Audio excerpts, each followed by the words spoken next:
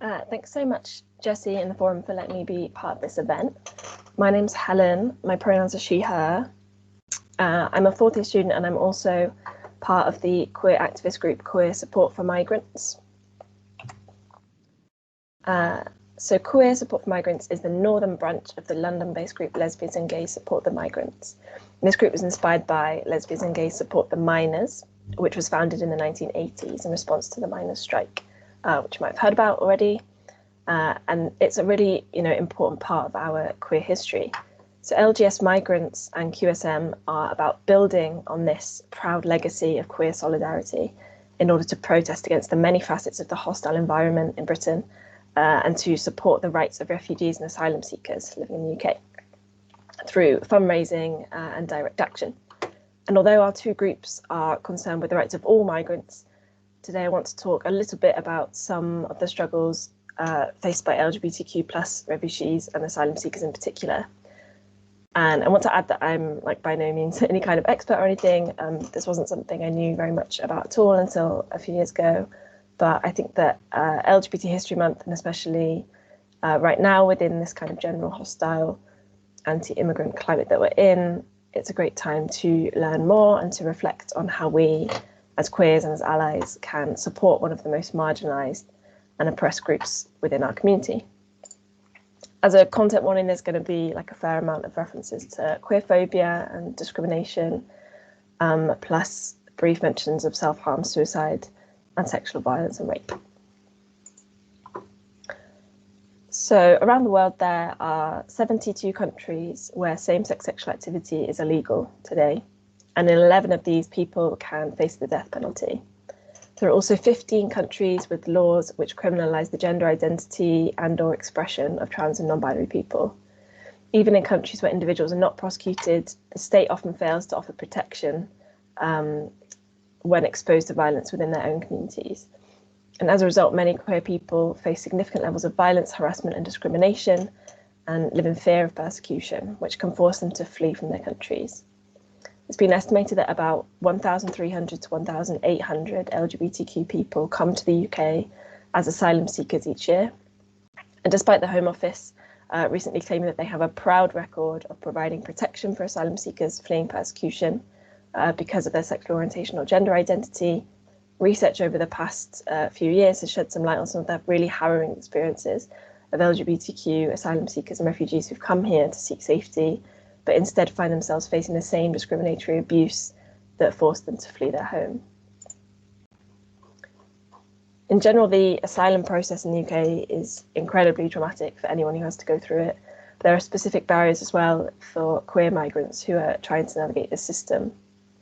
Between 2016 and 2018, the Home Office refused at least 3,100 asylum claims for LGBTQ nationals coming from countries which criminalise same-sex acts. Part of the problem is that there's this huge issue with LGBTQ asylum seekers just not being believed. Often LGBTQ people report feeling like they've been put on trial and that they're made to feel as if they're making things up. One judge rejected a man's claim because he did not have a gay demeanour and he didn't wear lipstick. People are required to collect evidence and witness statements to prove their sexuality or gender identity, despite the fact that most people have spent their entire lives trying to hide these things for fear of persecution in their country of origin. Also, queer asylum seekers can be asked incredibly inappropriate, offensive and threatening questions during their asylum interviews. For example, they can be asked about graphic details of their sex lives. One gay man, for example, was asked by the Home Office interviewer to describe dreams in which he'd had sex with men, things like that. And this is still happening despite the Home Office guidance in 2015, which advised against using questions like this. Bi interviewees as well often have their sexual orientation doubted if they've been with both men and women, and their claims can then be dismissed as not credible, even though bi people do, of course, face persecution and abuse. One report into Home Office decision-making in asylum claims that are based on sexual orientation and gender identity showed that the Home Office regularly uses a claimant's delay in claiming asylum as grounds to discredit their claim. But this doesn't take into account the fact that many LGBTQ asylum seekers are unaware upon arrival into the UK that it is actually possible to claim asylum on the basis of sexual orientation or gender identity. Many queer people have had to conceal their identity and often have much of their social contact with conservative diaspora communities. So until a person chances upon someone to whom they have the confidence to disclose their identity and who also happens to know that this could be a basis for an asylum claim, they're unlikely to have any knowledge of this fact. And many people also don't have a legal advisor or representative to help them with their asylum applications.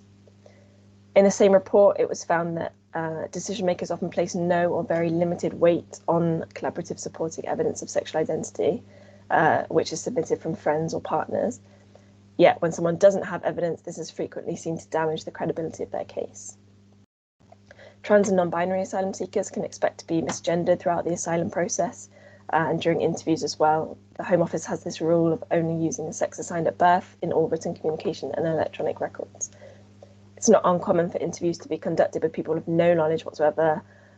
For example, one trans man was asked about when he realised his sexual orientation, despite his claim clearly being on the basis of gender identity. Some trans people are also directly asked about whether or not they've had gender-affirming surgery. I've added a few quotes here from the Stonewall report, No Safe Refuge, which illustrates some of the transphobia, homophobia, and also the intimidation tactics that can be used during Home Office interviews. So you've got interviewers saying things like, oh, you don't look trans, asking people, were you naked, were you half naked, and just generally like giving the impression to people who've come here to escape all this horrific stuff that they're not believed or that they're criminals.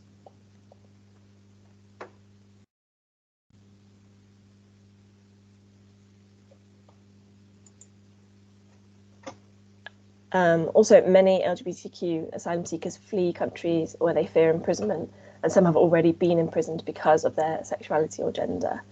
And yet many that come here to seek refuge end up being placed in one of the UK's detention centres, often without understanding the reasons, which can obviously be incredibly triggering, distressing and frightening. The Stonewall report details some of the experiences of queer asylum seekers in detention in the UK. It was found that LGBTQ asylum seekers face discrimination, abuse and isolation in detention centres, both on the part of other detainees and also from staff, and that the staff fail to protect queer people from abuse. And this means that many are forced then to hide their identity in order to protect themselves. For example, people interviewed as part of this study reported physical abuse from other detainees, as well as racist, homophobic and transphobic remarks and discrimination from detention officers, even things like being deprived of food and of medication. Trans asylum seekers in particular face threats of violence and of danger. The study reported on the serious harmful effects of detention for LGBTQ individuals. Depression, self-harm and suicide attempts were reported by most interviewees. Many detainees have suffered serious abuse, possibly rape and torture in their country of origin because of their sexuality or gender. And many experience symptoms of trauma and mental health problems. And this is despite the Home Office agreeing that people like this should not be placed in detention, they still are. And it was also found that medical treatment within detention centres fails to meet the needs of queer people, and that healthcare staff are not equipped to respond to the needs of trans people in particular. As a result, trans detainees often can't continue their transition, causing physical disruption and severe mental distress. People have reported lengthy waits for antidepressants and HIV medication, which can obviously have severe harmful effects for the patient. Detainees are also held indefinitely. They're given no information about the length of their stay in the centres, and that could be anything from like a day to several years. And they also live in just constant fear of being removed from the UK, which happens forcibly and without notice. There's some more quotes here taken from this report, which show, like the extent of the abuse, the humiliation that can be suffered whilst in detention by queer people, and the real danger to trans people in particular who are denied the treatment that they need.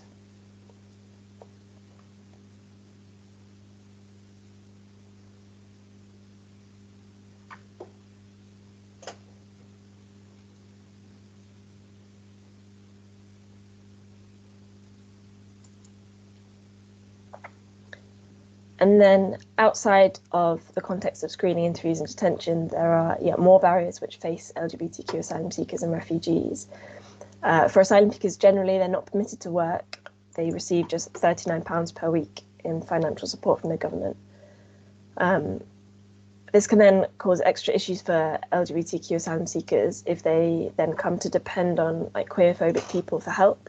This can create an anxiety-inducing instability in which they cannot be out to those closest to them, and they constantly worry that if their host families discover why they're applying for asylum, they might be made homeless or being barred from work. There are often difficulties in accessing NHS services generally, which may also be linked to language barriers where interpreting services are not available. For trans people needing gender-affirming treatment, long waiting lists can be a serious issue, especially for those who are still waiting for their claims to be processed, and they have no idea how long that will take or whether they might be detained or deported before being able to start or continue with their treatment. LGBTQ asylum seekers are also potentially more likely to experience isolation, so they frequently cannot draw on support from their diaspora communities, like I've mentioned, because these people often harbour some of the same prejudices against them as do the populations of the countries they come from. In addition, for those who've been detained, the severe mental health issues and the financial hardship post-detention can make it really difficult for them to access the support of LGBTQ groups and communities after they come out of the detention centres.